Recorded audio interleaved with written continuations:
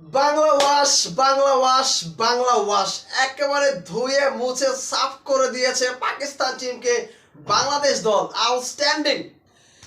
হ্যাঁ, মানে মানে কি বলে যে একটা বড় সড় একটা নিঃশ্বাস নিতে পারছি। বিশ্বাস করেন, যারা আসলে প্রপার খেলাটা দেখেছেন তারা ক্ষণে ক্ষণে চিন্তা করছিলেন কখন একটা উইকেট পড়বে, কখন একটা উইকেট পড়বে, এই কি পাকিস্তান ম্যাচ জিতে গেল কিনা, এই কি পাকিস্তান ম্যাচ জিতে যাচ্ছে কিনা। অনেকে মনে করছেন বাংলাদেশ কেন বলবো, এখন তো পাকিস্তান দল হারে নাই। ভাই হারে নাই, হারতে কতক্ষণ, 3টা উইকেট বাকি আছে বাংলাদেশ দলের জেতার জন্য।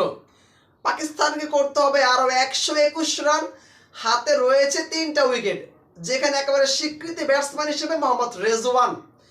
আর বাকি কিন্তু আসলে যারা আছে তারা একেবারেই দুধ ভাত, বলে না যে আমাদের খেলার সময় আমরা বলি দুধ ভাত, যে তুমি জাস্ট কোনো রকম একটু দাঁড়ায় থাকবা, ব্যাপারটা হচ্ছে এরকম। তো এই জন্য আসলে বাংলা ওয়াচটা আগেই বলে নিলাম, কারণ কালকে প্রথম সেশনের আগেই আসলে পাকিস্তান টিম অল আউট হয়ে যাবে, এটা আমার দৃঢ় বিশ্বাস। ঘটনাটা আসলে কি হয়েছে আগেই বলেছিলাম, 4 দিনে আসলে টেস্ট ম্যাচটা শেষ হতে যাচ্ছে, বাট আনফর্চুনেট হয়নি। 437 রানের একটা টার্গেট বাংলাদেশ দল পাকিস্তানকে ছুঁড়ে দিয়েছে। আমার কাছে মনে হয়েছিল পাকিস্তান দল 2-250 বেশি করতে পারবে না, কিন্তু আসলে গতকাল এই উইকেটের উপরে ভারী রোল টানা হয়েছে এবং ব্যাটসম্যানদের ফেভারে কিন্তু আরো বেশি হয়েছে, এবং সেটাই কার্যকরী ভূমিকা পালন করেছে শান মাসুদ, বাবর আজম, সালমান আলী আগা, মোহাম্মদ রেজওয়ান। এই 4জন ব্যাটসম্যান মিলে বাংলাদেশ দলটাকে অনেক ভুগিয়েছে ভাই। বিশ্বাস করেন, যেমনটা মুশফিকুর রহিম ভুগিয়েছিল ঠিক তেমনি এই 4জন ব্যাটসম্যান কিন্তু বাংলাদেশ অনেক অনেক অনেক ভুগিয়েছে। সবচেয়ে বেশি ভুগিয়েছে সালমান আলী আগা, মোহাম্মদ রেজওয়ান। দুজনে মিলে 134 রানের পার্টনারশিপ বিল্ড আপ করেছে। Can you imagine? আমার কাছে আসলে বললাম তো, যখন আমি খেলা দেখছিলাম উইকেট কেন পড়ছে না, উইকেট কেন পড়ছে না, আমার বুক ধুক ধুক ধুক ধুক করছিল যে বাংলাদেশে একটা উইকেট প্রয়োজন। বল পুরাতন হয়ে গেছে, বাংলাদেশ দল উইকেট দিতে পারছে না। যেভাবে হোক নাজমুল শান্ত অনেক চেষ্টা করছিলেন, কখনো তাসকিনকে, কখনো নাহিদকে, কখনো শরীফুলকে, কখনো এবং লাগাতার আপনার তাজুল ইসলামকে লাগাতার বোলিং করিয়েছে, এবং ইভেন মমিনুল হক সৌরভকে দিয়েও বোলিং করানো হয়েছে একটা উইকেট আসলে পাওয়া যায় কিনা, বাট আনফর্চুনেট কোন উইকেট কিন্তু পাওয়া যাচ্ছিল না।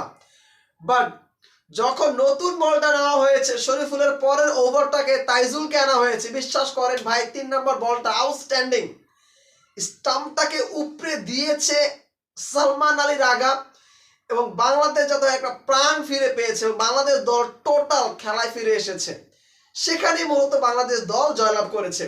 All credit goes to Taijul Islam. পরপর 2 ওভারে 2টা উইকেট। হাসান আলী, প্রথমে সালমান, দেন হাসান আলী, ব্যাস শেষ। একেবারে পাকিস্তানের আগাটু মাথা একবার total full stop. ব্যাটিংটা Mushfiqur Rahim, এরপর হচ্ছে লিটন কুমার দাস, আউটস্ট্যান্ডিং মাহমুদুল হাসান জয়, 3 জনে মিলে স্তম্ভ তৈরি করেছে, এবং সেই স্তম্ভটাকে আরো বেশি জোরালো শক্ত করেছে তাইজুল ইসলাম। আজকে তার শেষ ওই ওভারটাতে, ওই 2টা ওভারই কার্যকরী ভূমিকা পালন করেছে, এবং এখন পর্যন্ত 316 রান করতে সক্ষম হয়েছে পাকিস্তান টিম। উইকেট পড়েছে গুনে গুনে 7টা। রেজওয়ান যদি এক প্রান্তে আগলে রেখেছে, 75 রানে আছে। আমি চাই রেজওয়ান সেঞ্চুরি করুক ভাই, 25 রান আমরা তাকে দিতে চাই, কোনো সমস্যা নেই, সেঞ্চুরি করুক। বাট ম্যাচ পাকিস্তান হারছে, এই ব্যাপারে কোনো সন্দেহ রাখার কোনো ওয়ে নেই। বাংলা ওয়াশ এবং পাকিস্তান দল হারে হারে বুঝতে পারছে বাংলাদেশ দল আসলে কতটা ইমপ্রুভ করেছে টেস্ট ফরম্যাটে। নাহিদ রানা 2টা উইকেট নিয়েছে, আউটস্ট্যান্ডিং নাহিদ রানা সত্যিকার অর্থেই। তবে যত যাই বলি না কেন, আজকের পুরো ম্যাচের সামারি দেখেন, শান মাসুদ তিনি 71 রান করেছে, বাবর আজম 47 করেছে। 437 রান চেস করা মুখের কথা নয়। এই রান চেস করতে হলে আমি আগে বলেছিলাম যে বিশ্ব রেকর্ডটাকে ভাঙতে হবে, 418, যেটা উইন্ডিজ করেছিল। তো পাকিস্তান দল যেভাবে করে স্টার্ট করেছিল, বিশ্বাস করেন মনে হচ্ছিল ওরা চেস করে নিবে, কারণ আনপ্রেডিক্টেবল পাকিস্তান যে কোনো কিছু করতে পারে, এবং সেই অ্যাপ্রোচেই কিন্তু তারা খেলছিল। বাবর আজম বলেন, শান মাসুদ বলেন, আউটস্ট্যান্ডিং খেলছিল। এবং আজকে যদি মোহাম্মদ রেজওয়ান এবং সালমান আলী আগা টোটাল শেষ করতে পারতো, মিনিমাম এই রানটা দাঁড়াইতো কমপক্ষে 450, অ্যাটলিস্ট 350+ রানটা হইতো। পরের দিন জয়ের জন্য আসলে 70-80 রান প্রয়োজন হইতো, একেবারে ফ্রেশ উইকেটে, ফ্রেশ মাইন্ডে, ফ্রেশ সতেজ শরীরে আমার কাছে মনে হয় বাংলাদেশ দলের জন্য ভয়ঙ্কর কিছু হতে পারত, বাট সেই কাজটা করতে দেয় নাই বাংলার তাইজুল। তিনি ব্যাক টু ব্যাক উইকেট নিয়ে একেবারে পাকিস্তানকে ধসিয়ে দিয়েছে, 4টা উইকেট নিয়েছে গড়ে গড়ে এবং বাংলাদেশ দলকে খেলায় ফিরে এনেছে।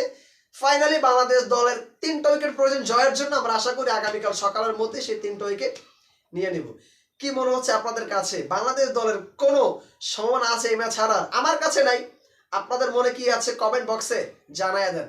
ধন্যবাদ সবাইকে। আসসালামু আলাইকুম।